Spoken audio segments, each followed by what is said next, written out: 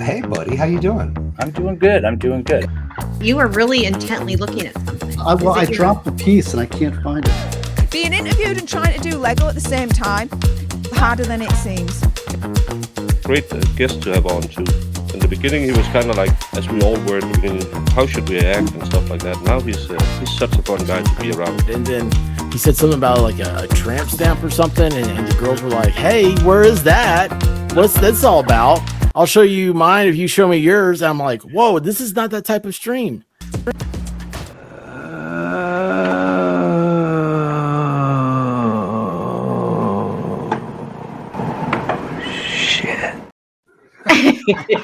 That's a great intro. That's a great intro. I love it. What's going on, everybody? How are we doing? No one told me this was a race. It's not a race. No. Oh yeah. Now. Oh, It's not a race. So not a race. You're all sitting there like your pre-packaged stuff and your numbered bags.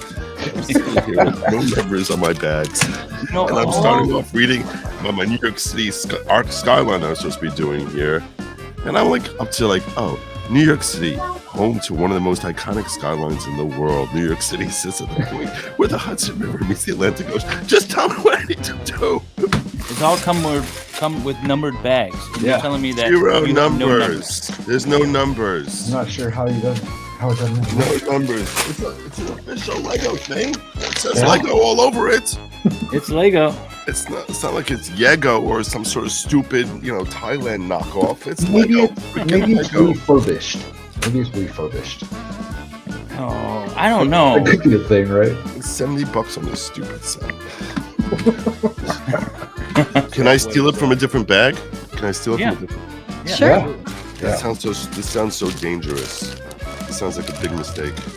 Well, if yours aren't numbered, that's probably yours aren't numbered, so it shouldn't be an issue.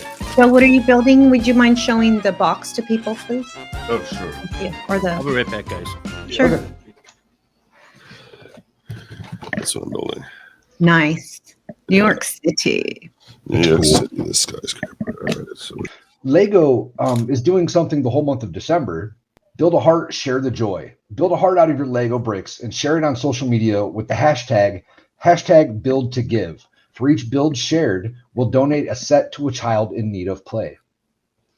So if we build a little heart out of these Lego and then post it to Twitter or whatever, that's going to supply some kid a little Lego set. So I think that's nice. I was gonna say, like, now me building some sort of New York skyline feels like some capitalist pig. First and foremost, though, is how you got into streaming and why you're streaming on YouTube. I have a lot of opinions. That helps on the Never internet. noticed that before. What? I also I had a lot of occasions to do public speaking ability at public speaking, which is really interesting because at my bar mitzvah, I was so terrified at my bar mitzvah. At a Jewish bar mitzvah, what we do is we'll spend like a year practicing. So it's read in Hebrew, which that's not the difficult part for a 13-year-old religious boy because it's something that we start learning when we're 3 years old. That's not the hard part. The hard part is that there's no vowels. And then when you're reading from a Torah, it doesn't tell you where the end of where there's a comma or a period. It's just a run-on sentence. The Torah is written as one long run-on sentence. Yeah, if you want, I can actually share with you. I taught my son. It's called laning the Torah. I can actually share with you something that I haven't shared with anyone. Absolutely. It's like an hour long. I'll share with you 10 seconds and it's a general idea as to We have like a 4-hour stream, so we're good. Is it really Is it really fun? Give or take, yeah. You get bored like 20 seconds in. So this is something that's not. I only left it available for my son. No one else has ever seen this. But this is basically me reading from his parsha, so that he'd be able to practice by hearing me do it and then like imitating me. Okay.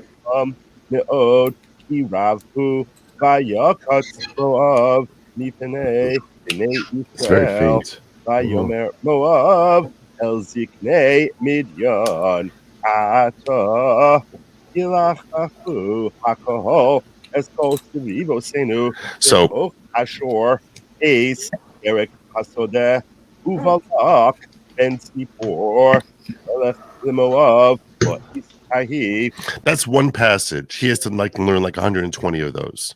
Wow. Wow. That's what I'm saying. Sounds frustrating. So like they'd be terrified of making a single like one mistake. So like what I told each of them before their own bar mitzvah is I said your goal should be to do better than I did at my bar mitzvah. Have fewer mistakes than I had at my bar mitzvah. So they're like, oh, how many mistakes did you have?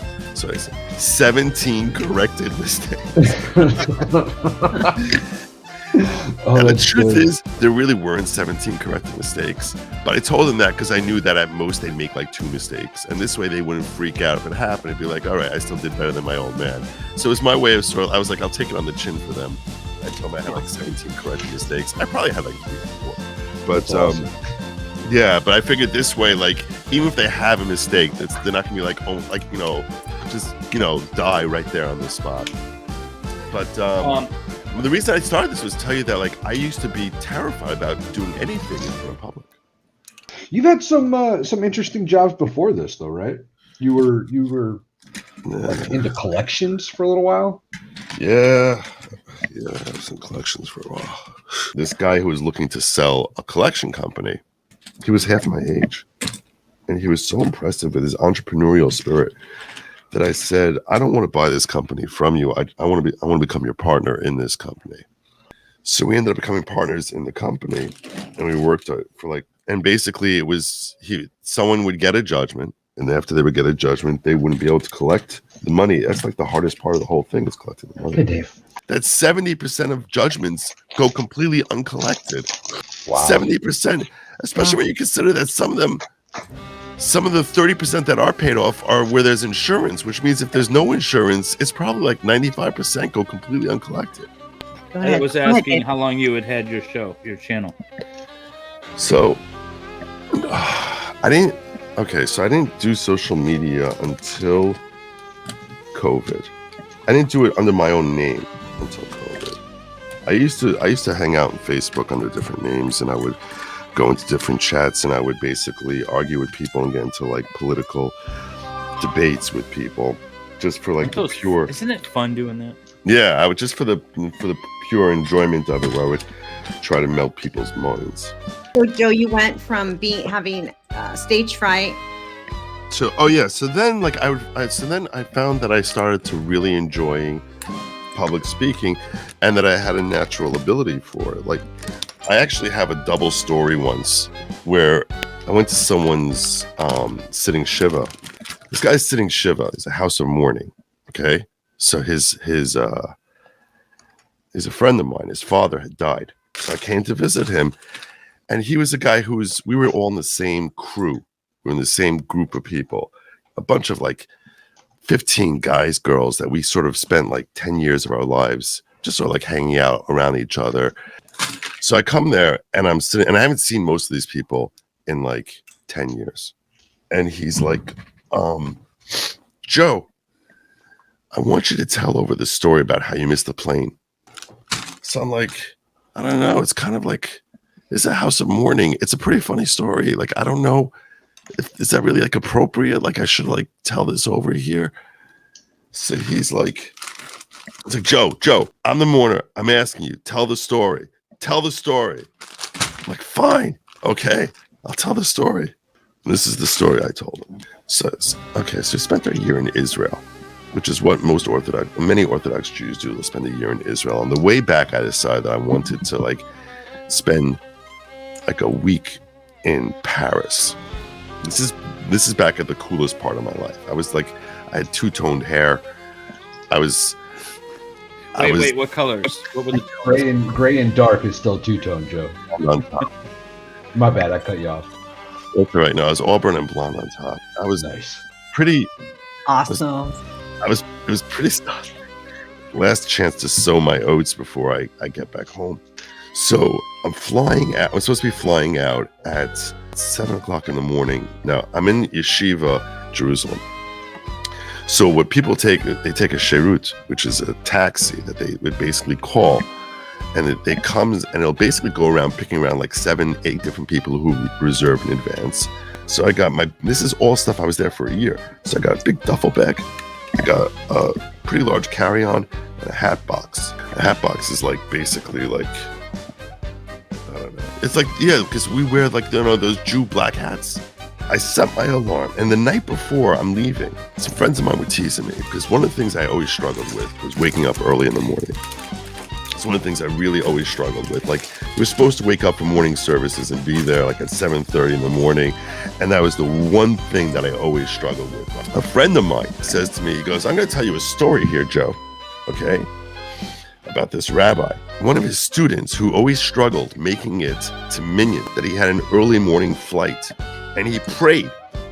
He prayed that his student would miss his flight. He said, because if he doesn't miss his flight, in that case, Satan will basically argue before God and say, oh, when it comes to morning services, he sleeps in, but for his flight, he's able to wake up. So if he misses his flight, in that case, it shows, look, he's really helpless when it comes to like oversleeping. I said, do not even joke about this. I'm going to Paris. I'm going to Paris. I'm going to Paris. So I pack up all my stuff, call my Sheirut. I'm ready to go. I'm supposed to be waking up at 3:30 in the morning. And I was like, all right, I'm going to sleep at 11 o'clock. I'm going to wake up at 3:30 in the morning. Sheirut's supposed to come get me there. It's an hour and a half trip. Be there plenty of time. Everything's going to be fine. I go to sleep. And the next thing I know, I sit up in bed and I'm like this. I'm like, something's wrong. Like literally, like it was like my brain was processing. It's bright light in my apartment. I'm like, something's totally wrong. I was like, oh my God, oh my God, oh my God, oh my God. So I call Sheirut and I go out to Ben Gurion. And I'm like, oh my gosh, I can't believe I missed my flight. I can't believe I missed my flight. I can't believe I missed my flight. I come there and I see that the last flight to Paris was at 7 o'clock in the morning, and I got there at like noon. This sucks. I can't believe this. So I set a flight for 7 o'clock the next morning. But now I've got my duffel bag, and I've got my carry-on, and I got my hat box. My duffel bag weighs like 60, 70 pounds. This is crazy. I can't keep this duffel bag everywhere. Like it's really heavy. So I said, can I do early check-in with the duffel bag? They're like, no. You have to go to Tel Aviv. So I take a bus from Ben Gurion to Tel Aviv, show them my ticket, and come to their station there. So I do early check-in with my duffel bag. Now I still got this big heavy carry-on, my hat box. And I'm trying, and it's like now, like 3:30 in the afternoon, and I'm starving. So I take a bus to Jerusalem. And I'm like, it's so hot. It's 90 degrees, and I've been lugging this stuff all over the place. I'm sweating everywhere I go. I was like, I'm just going to go back to my dira and take a shower, and then I'm going to go out to eat. When I leave it, I catch a bus to go down. That guy who told me the story about the rabbi who prayed, he sees me waiting for a bus, and he falls over laughing. Like, he's just laughing and laughing. He's like, the prayer came true. The prayer came true. And I'm like, what am I going to do now? How do I know that this is not going to happen again? If I sleep in my dira, if I sleep in my apartment, the same exact thing can happen tomorrow. I could be going in this endless Groundhog Day cycle where days are passing and I'm never ever end up waking up on time. I was like really freaked out about this. I'm just going to have to sleep in the airport. There's nothing else I can do. I'm just going to go to the airport and I'll stay overnight in the airport.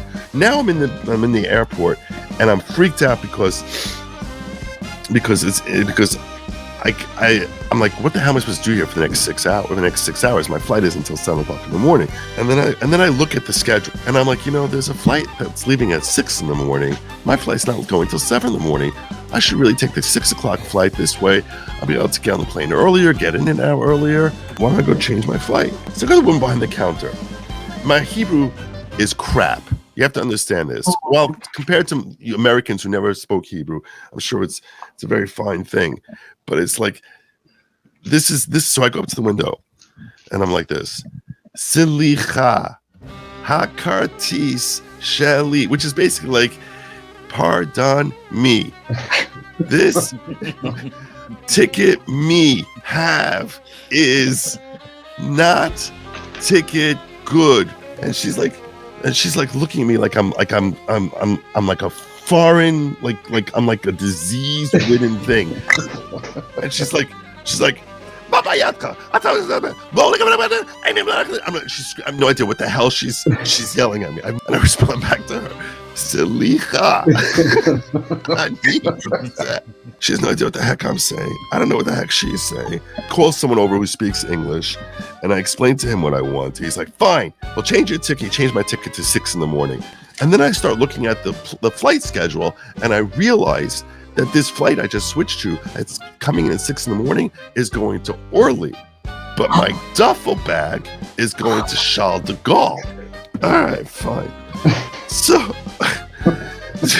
I'm like, I can't go to a different airport on the other side of the city. It makes no sense. I have to switch back to 7 o'clock. So I go back up to the window, and the woman's there.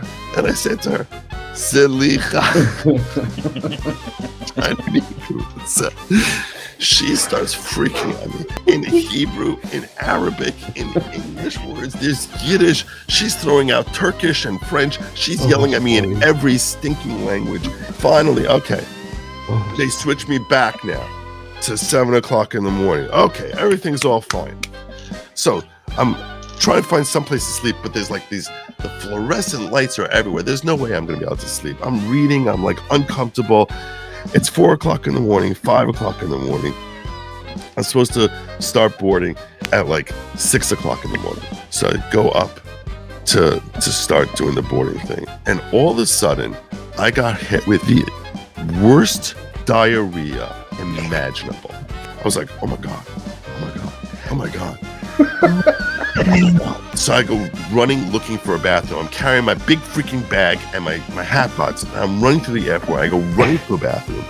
Now I come up to this the visa section, okay? Which normally the visa section there's 3 people online, and this time there's like 8 lines, and each of them are filled with a whole bunch of Africans, and I don't mean just black people.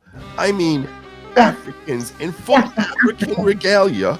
None of them spoke any Hebrew, any English. They're all speaking Mumbai. And I'm looking at my watch, and it's like 6:25, 6:30, 6:35, 6:40. I'm like, come on, let's go. 6:45. I finally get up to the counter there. The guy looks at me, and he goes, Rega, aruchas boka, which means 1 minute, breakfast. No! But he like comes back, he stands my thing, he looks at my ticket, he's like, oh, you have to move. I grab my hat box.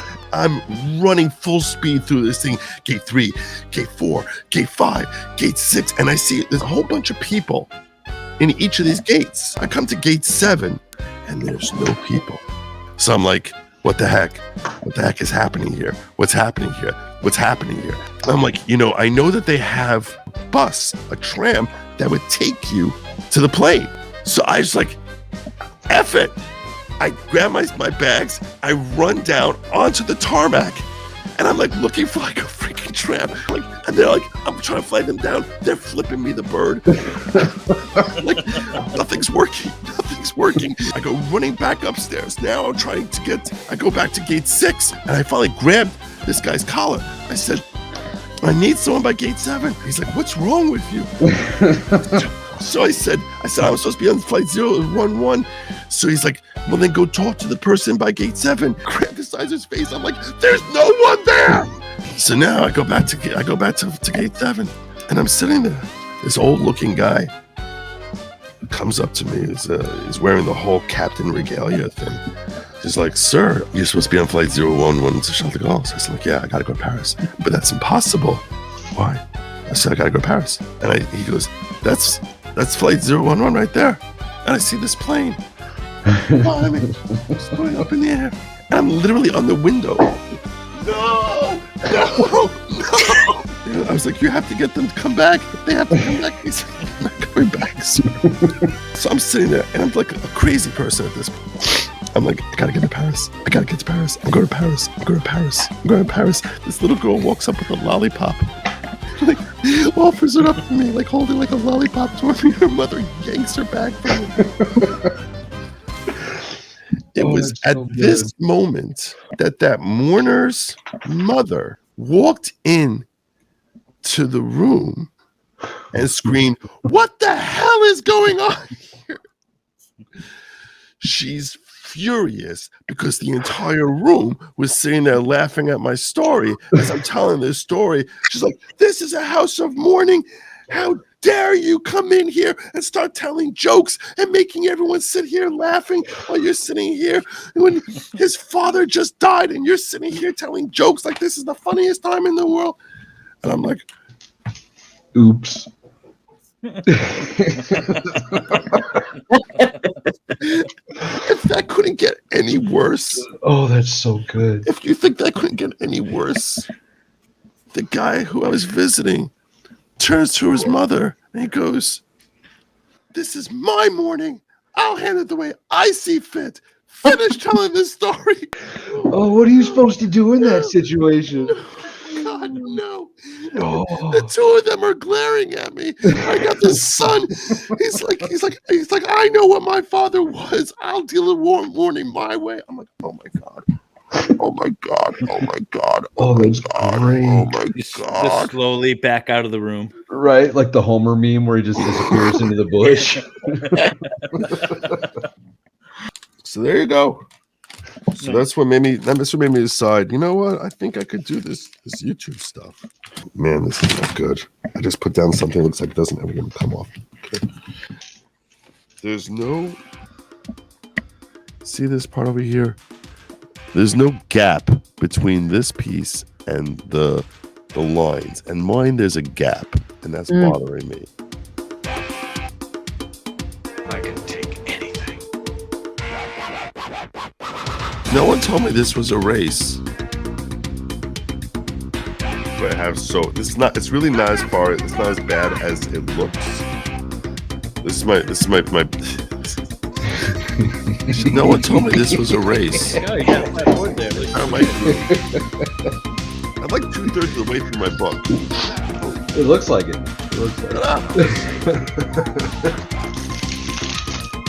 Are you regretting doing this stream yet? Very, very much. No one told me this was a race. Ooh, looking good, looking good. Yeah. There you go, my Empire State Building. No one told me this was a race. Pretty cool. Now, apparently there's another building I'm supposed to be doing this. God, there's 2 more buildings. Look at this thing. No. Legal Bites has no idea who I am. Don't worry, she doesn't know who I am anymore either. Yeah.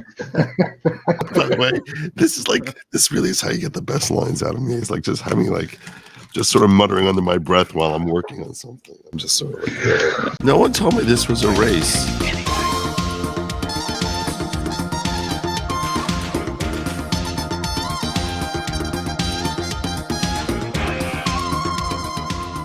I'm very confused by what I'm supposed to be doing in the kitchen. This is taking a turn for the weird. No, this thing that they're having me do here is very confusing to me. Del Griffith, I can take anything. Or Joe. Well, it's gonna be like King Kong in Destroying the Universe. That was Another secret that you didn't share with me here is like when you have like a final cap piece that you just don't see anywhere. And it's like, step 7 out of like 23. You don't have to go looking for it right then and there. You'll come across it later. But did you tell me that? No one told me this was a race. Didn't tell me that, did you? Oh, that's funny. Ooh, Joel. Are you Winner, chicken dinner. Yay. Nice. Very nice, That was Joe. good. Was that like a marathon for you? It was kind of like a marathon, yeah. 5.5 hours doing stupid Lego. I will say. But what else were you gonna do? Recover. What's funny is that I actually I told my audience that I I told him I wasn't going to stream tonight. I usually do a late night stream. I was like, oh, I'm too weak to stream tonight. I don't know if any of them are here. But I was sure this was going to be like 2 hours, not freaking 5.5 hours.